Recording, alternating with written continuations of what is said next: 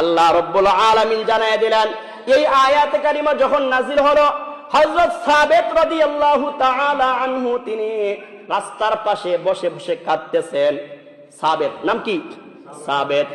এই আয়াত যখন নাজিল হলো, কারণ তার গলার আওয়াজটা একটু উঁচু ছিল।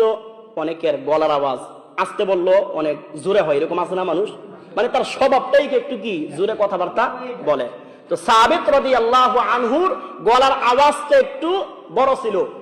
এই আয়াতে কারিমা যখন নাজিল হলো, হযরত সাবেত রাদিয়াল্লাহু তাআলা আনহু রাস্তার পাশে বসে বসে কাঁদতেছেন, আর পাশ দিয়ে যাচ্ছিলেন হযরত আসিম রাদিয়াল্লাহু তাআলা আনহু। সাবেত রাদিয়াল্লাহু আনহুর কান্না দেখে আসিম জিজ্ঞাসা করলেন, ভাই তোমার কান্নার কারণটা কি, কাঁদো কেন?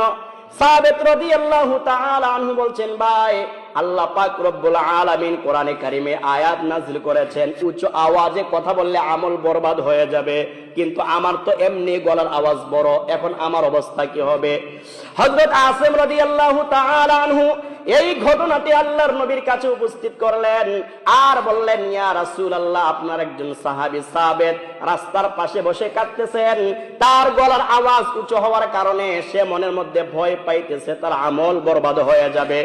আল্লাহর নবী সাবেত রাদিয়াল্লাহু তাআলা আনহুকে ডেকে আনলেন আর বললেন, ও সাবেত, তোমার তো জন্মগতই গলার আওয়াজ উঁচু, আল্লাহ পাক রব্বুল আলামিন সেই কথা এখানে বলে নাই, তার মানে হচ্ছে স্বাভাবিকের চাইতে যদি কেউ রাগান্বিত হয়ে উঁচু আওয়াজে কথা বলে তখন তার আমল বরবাদ হবে। ও সাবেত, তোমার আমল তো বরবাদ হবে না, কারণ তোমার আওয়াজ তো এমনিতেই উঁচু আওয়াজ।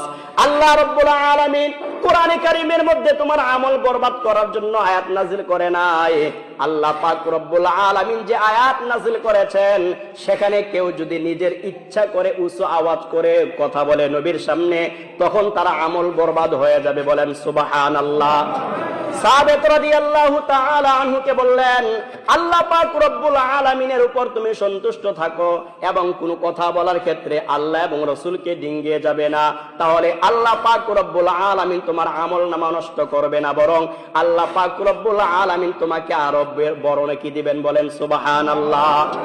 যারা আল্লাহ এবং রাসূলকে সম্মান জানিয়ে আল্লাহ পাক কোরআনে কারীমের মধ্যে যে আয়াত নাযিল করেছেন উচ্চ আওয়াজের কথা, এই চিন্তা ভাবনা করে যারা একটু আস্তে আস্তে কথা বলবে, আল্লাহ পাক রব্বুল আলামিন তাদের মর্যাদা আরো বাড়ায়া দিবেন। বলেন সুবহানাল্লাহ।